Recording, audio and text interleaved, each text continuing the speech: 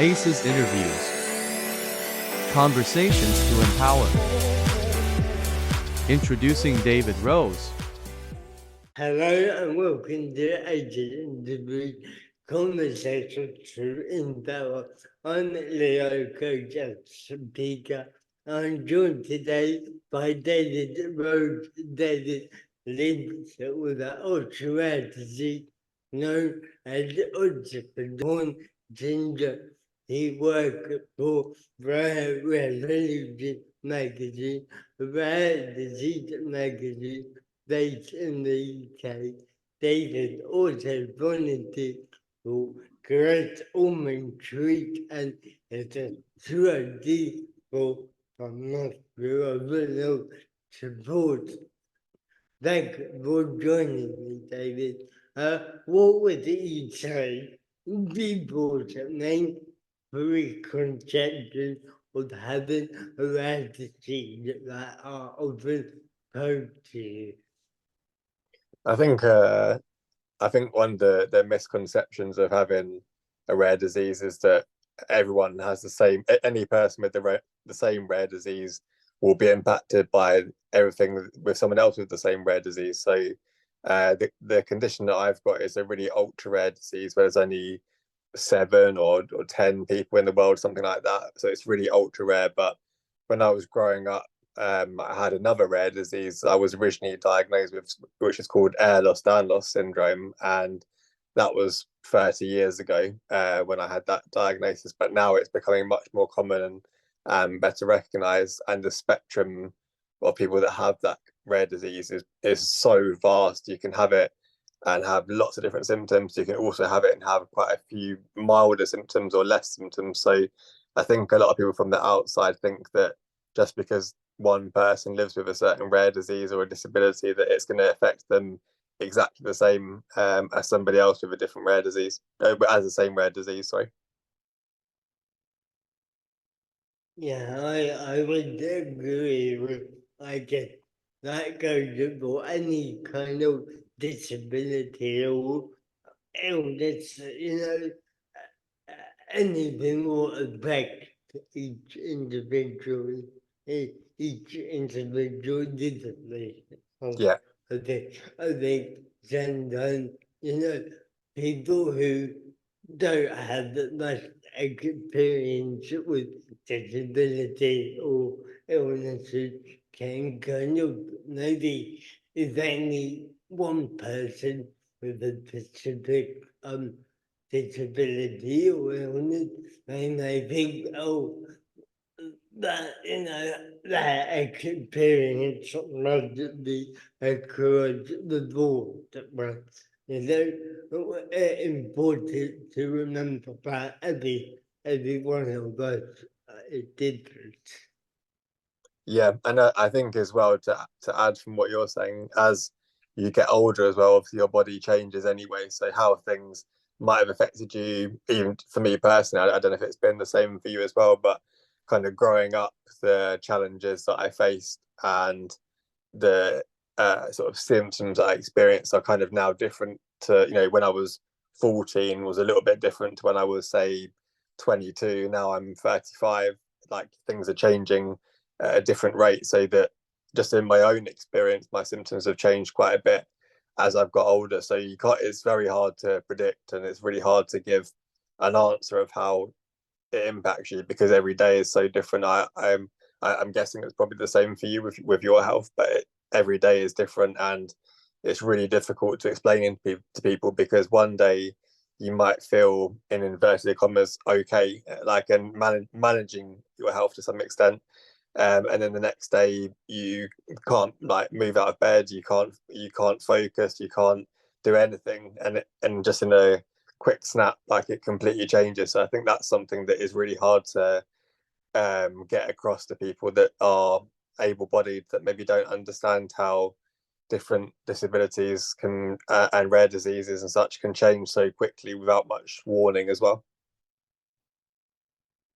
Absolutely, I think each the different illness or disease it's kind of a bit evolving, and I was just thinking as you were talking about kind of the changes from when you were younger. I don't know, I guess maybe for you this is even more highlighted, but I find that disability changes my own, which is cerebral palsy. There's a lot more information for parents of children with cerebral palsy, but when you get to an adult, there's very little information out there for, say, a person with cerebral palsy who's aging,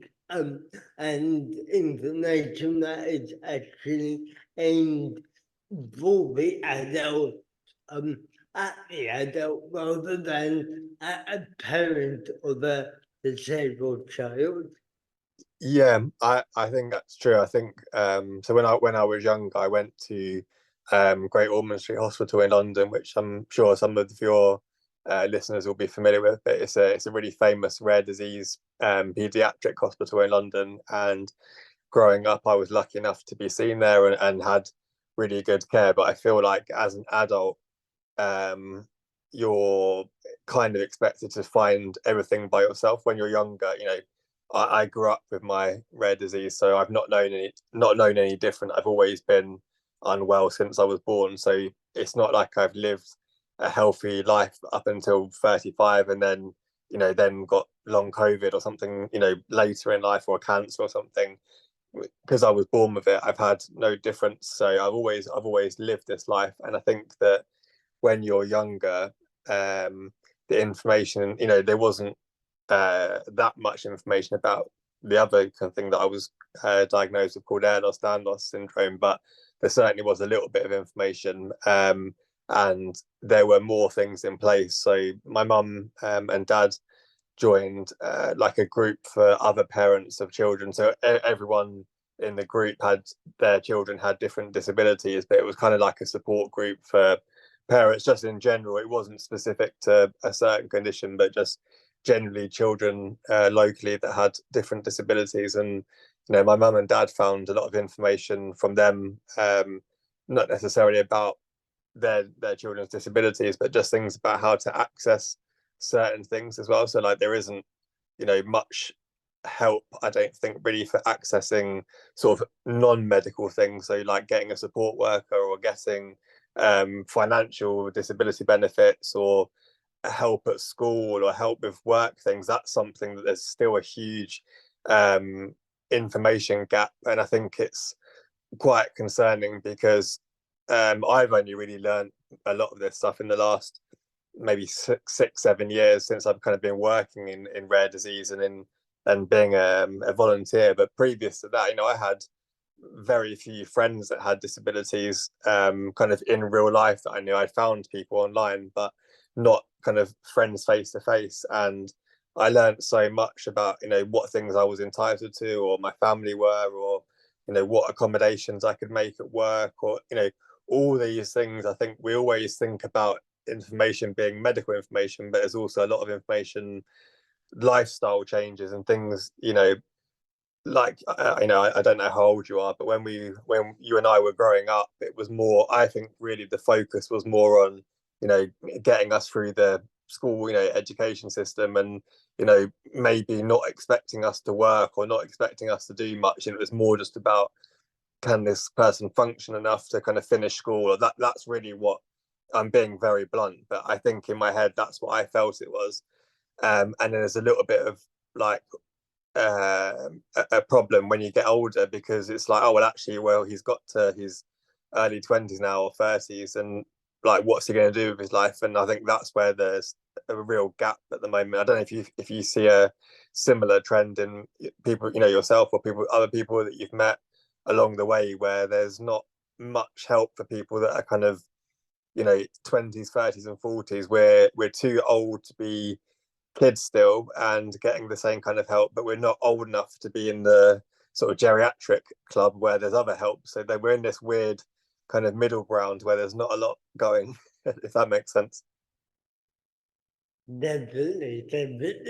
Like you said, the older generation, there's a lot of support in place there, and obviously because the demographic people are living longer, so there's no support there, and I think you're right, as children getting disabled people through education, the pre-school physiotherapy, all that kind of thing. In the UK, certainly it's quite well set.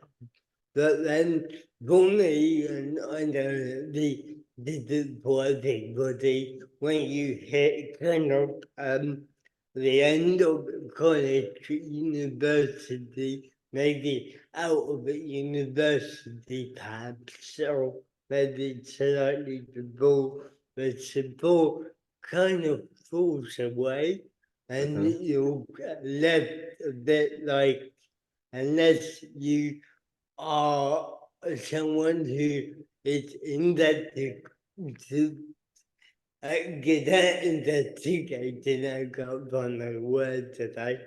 And you kind of fall through the net there, and Yeah. we find that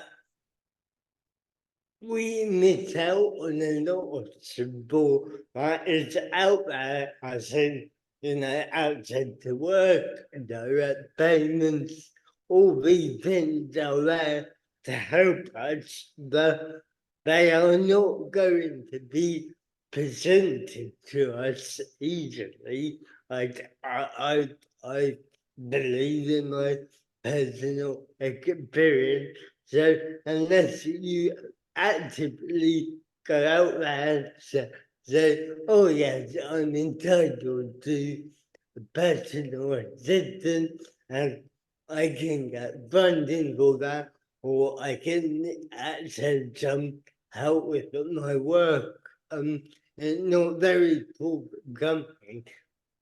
No, and I think as well, it's although social media and stuff has a bad name sometimes, I think actually really that's where certainly I've learned a lot of different things, and just some of the services that you mentioned, like to give you an example, like my mum and dad really didn't know that much growing up, and they won't be angry at me for saying that, and they didn't know about disability benefits for children. Like I claim personal independence payment now, but again, they didn't know that they could have been claiming that for me as a child, to help with going to hospital time and the transport costs and things.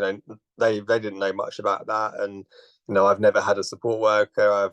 I've now kind of explored the idea of having a personal assistant because I didn't know I could do that, and it's one of these things that it's really not out there, and the even just the forms and things, accessing them are in itself a job, because if anyone ever has applied for personal independence, one, you're lucky if you even get it the first time. You have to normally appeal it, or you have to keep going and do it again. They're very, very long-winded and difficult forms to fill in, and not everyone has the capacity to do that. So that's in itself is very tricky. And I'm privileged, and you're privileged that we can work and we're doing things, but not everybody in the disabled community is working. And I think there's a huge talent pool of people that are being missed out because they are extremely bright people with like a wealth of wisdom and things that they've learned from being ill for their whole lives and such, that they could offer so much to a company, but because they don't know how to access the help or how it might impact their benefits, or all these different sort of checkpoints, it is really frustrating. I think being a disabled person that is in a position I can I'm doing stuff, and I'm working and I'm volunteering, but I've been at the other end where I didn't have a clue how to access anything. And so I've definitely done both sides, and it is really frustrating watching other people that are so desperate to change parts of their life, but they can't because they can't get the help, and it's really horrible to watch. I think that kind of since the start of COVID, obviously lots of services have, both medical services in hospitals, lots of things like physiotherapy and things don't really exist so much anymore, and all that kind of support that was there, but also the sort of the non-healthcare support is really struggling, and accessing mental health support or accessing other services, it's not a particularly pleasant time to be disabled in the UK, I don't think. Yeah, absolutely. I think so. It's just untapped resource of people, as you said, there are many disabled or chronically ill people who do want to work and do want to contribute, but it's so hard to get into it and to find out, what they can do, and it's definitely an untapped resource. Yeah, I think it's just one more thing to add. I think it almost kind of goes back to your first question about like common misconceptions. Like, you and I have different disabilities, but some of the problems that we face will overlap. But everybody with everyone with a disability will be impacted differently. Some might have access needs. Like I don't really have access needs. I'm not a full-time wheelchair user. I use a stick occasionally.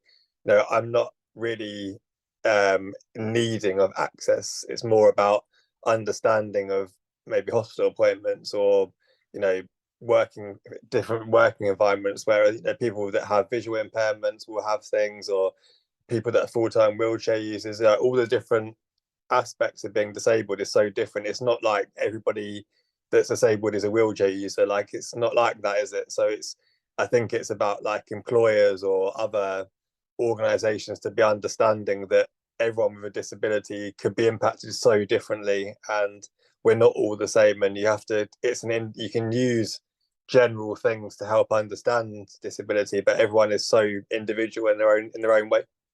Yes, it's about reasonable adjustment for everyone, and kind of equity instead of equality, because we all need slightly different things, whether we have a physical, mental, hidden disability. Everyone needs something different. It's about actually listening to the individual and finding out what they need in order to contribute and in order to access the world like everyone else.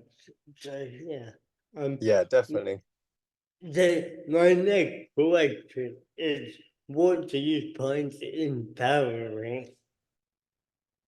Oh, maybe this is a more recent. Well, I've done it for a while, but um, I think actually talking about using mobility aids, I felt really uncomfortable using a walking stick when I first started using it, and I don't know why. It's one of them silly things that was just in my head. None of my friends even really noticed I was using it, or it.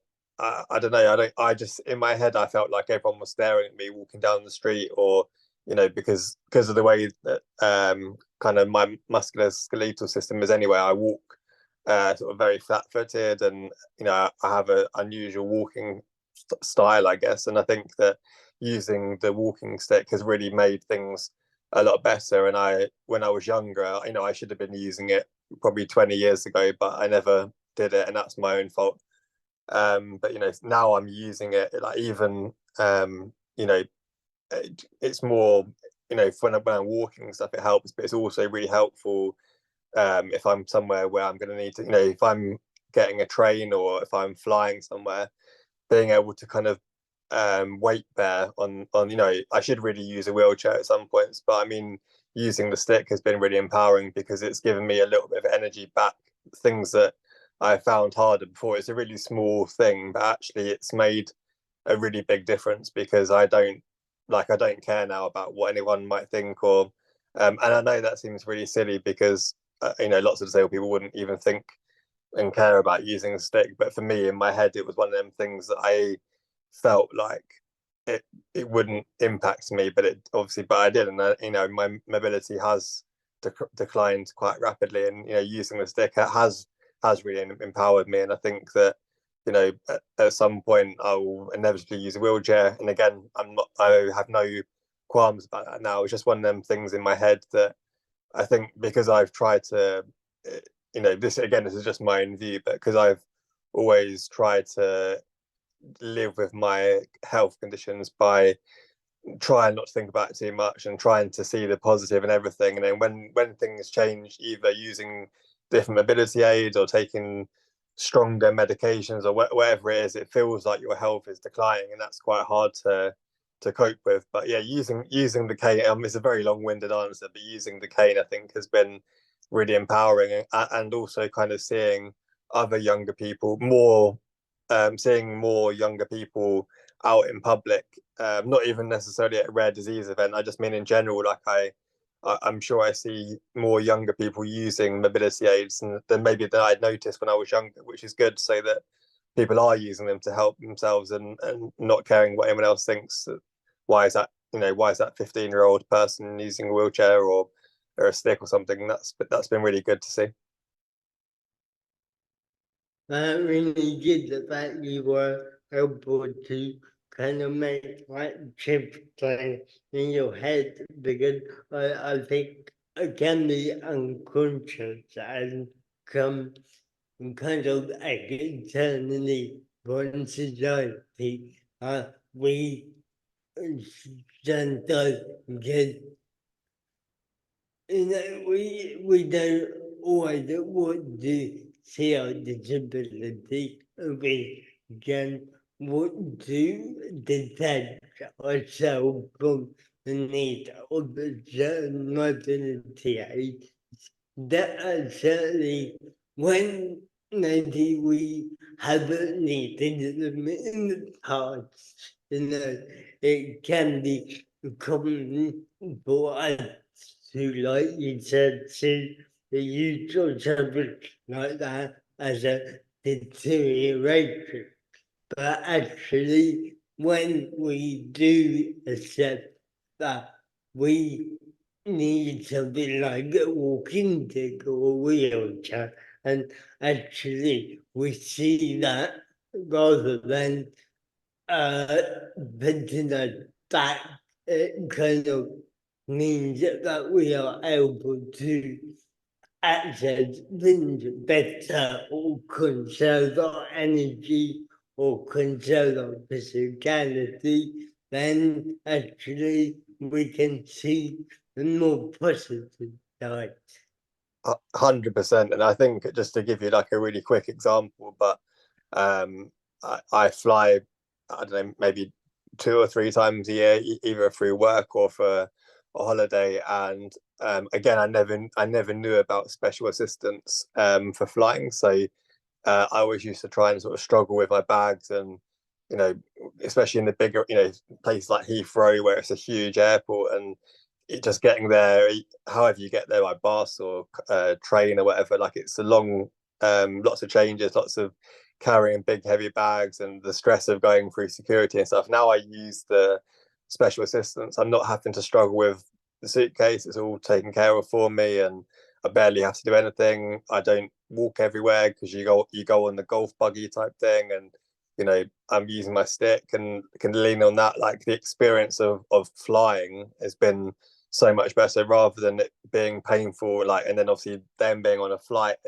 in agony is not a lot of fun. So if you can do anything to help, whether it's using the help that's out there, and the things like the sunflower lanyard as well, like just those little things that might not seem like a big thing, but when you put them together and you do it, it does really help. So I'd really encourage everyone to find out what things are out there to make your life a bit easier.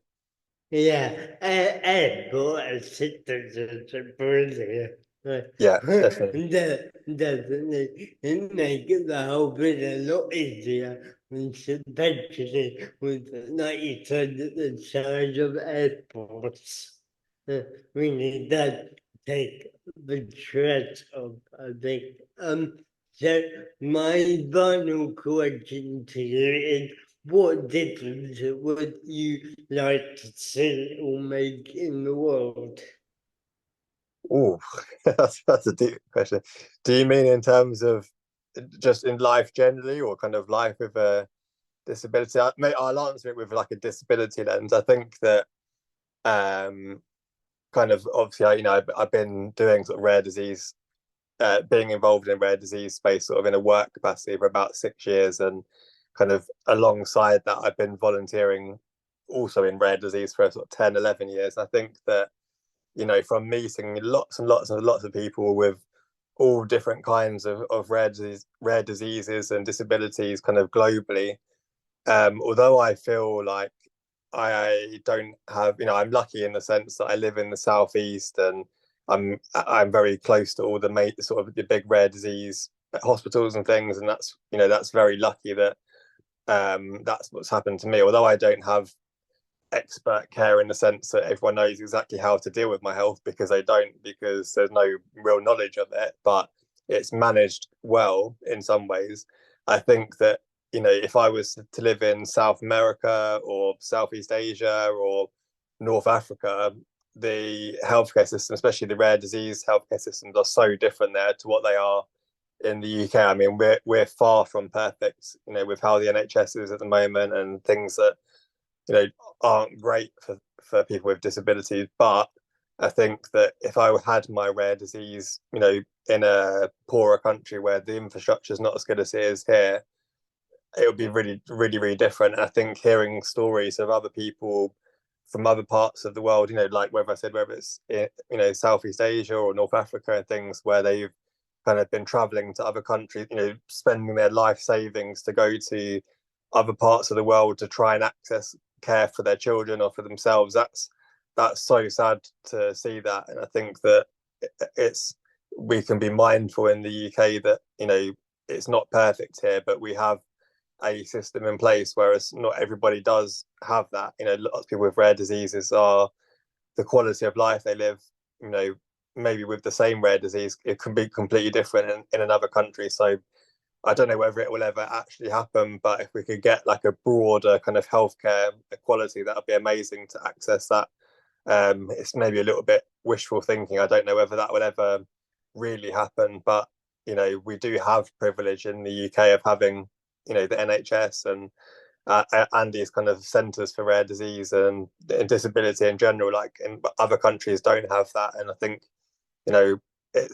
it's not pleasant hearing things that I've seen and heard of in rare disease that are happening in other countries, because they just can't access the same things that we maybe take for granted here. So it'd be amazing one day. I think it's probably going to be decades before we're ever really close to that kind of thing. But I would love to see other countries kind of level up to how it is in the UK or the US or something, where people with different rare diseases can get the real help that they need and not spend their kind of entire life savings to try and access to see one doctor. Like that's what I would like to see.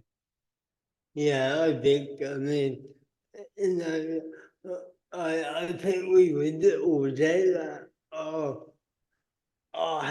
system is less than perfect, but I think compared to those hosted in other countries, we are very fortunate, and we are the resources that we have available, and the specialists and the research, we are very fortunate in a way how we do have those resources. And as you said, when you listen to people in other countries who do go further afield to seek treatment and help, and it's such a big burden on them financially, or them having to move their whole life a whole family in order to get access to internet. It does make you really reflect on what we do have. Yeah, definitely. I think, it's obviously it's everyone has to be, wanting their own health to be managed as well. But I think, like I say, just sometimes when I reflect, and I think that, like, I feel at the moment, I feel very frustrated with, just the care that I get in the UK. Everything's, since kind of COVID, everything's very slow. It's hard to access things. Lots of things have been cut. But then reflecting on other parts of my life, I have a stable life kind of outside of that, and not everyone can have that. So I don't know whether it would actually ever really happen, but it would just be really nice to see some sort of positive shift for people from from poorer countries, and just getting access to things that we maybe take for granted kind of in the Western world a little bit. Yeah, absolutely. I agree. I wanted to ask you, where and how can people connect with you? Oh, cool. Yeah, thank you. The two platforms that I use the most really are LinkedIn and Instagram. So the Instagram one is occipital horn, and LinkedIn, if you search David Edward Rose, I'll come up, and hopefully there's a picture of me in blue and white checkered shirt and red glasses. You'll see me. But hopefully you can find me on one of those. It'd be nice to connect with other people that are listening, and I really enjoy using LinkedIn, from a personal and a kind of work capacity. I think it's fantastic. I think that's how I connected with you, I think, was on LinkedIn. So LinkedIn's great, and there's a really nice variety of different communities on Instagram for sort of rare disease and disability. So yeah, either of those or both of those, come and say hi to me there.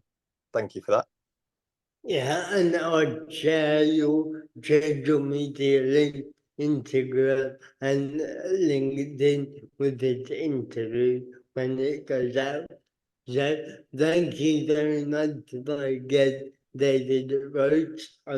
Thank you everybody who watched this. Check out all the other conversations and find out more about my coaching and speaking at leoaces.co.uk, and Aces interview will be touched soon with another powerful conversation.